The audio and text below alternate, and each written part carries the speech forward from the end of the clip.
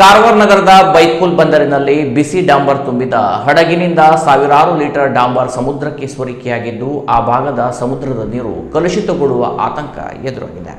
ಕಾರವಾರ ನಗರ ಬೈತ್ಕುಲ್ ಬಂದರಿನಲ್ಲಿ ಬಿಸಿ ಡಾಂಬರ್ ತುಂಬಿದ್ದ ಹಡಗಿನಿಂದ ಸಾವಿರಾರು ಲೀಟರ್ ಡಾಂಬರ್ ಸಮುದ್ರಕ್ಕೆ ಸೋರಿಕೆಯಾಗಿದ್ದು ಆ ಭಾಗದ ಸಮುದ್ರದ ನೀರು ಕಲುಷಿತಗೊಳ್ಳುವ ಆತಂಕ ಎದುರಾಗಿದೆ.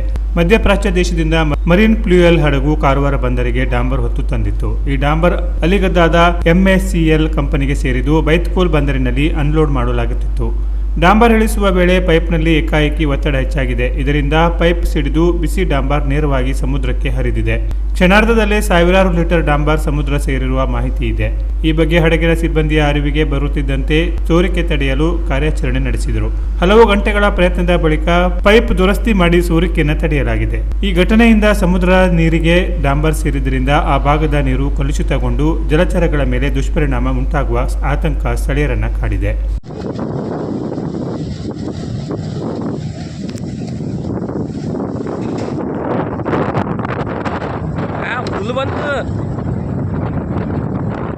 ಹುಲ್ಲು ಬಂತು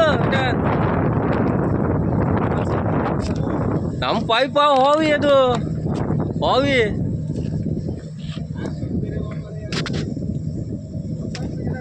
ನಮ್ಮ ಪೈಪ್ ಸುಟ್ಟೋತಿ ಅದು ಮತ್ತೆ ಹೆಚ್ಚು ಇದ ನಿಂತ್ರೆ ಅದು ಹೀಟ್ ಅಲ್ವನು.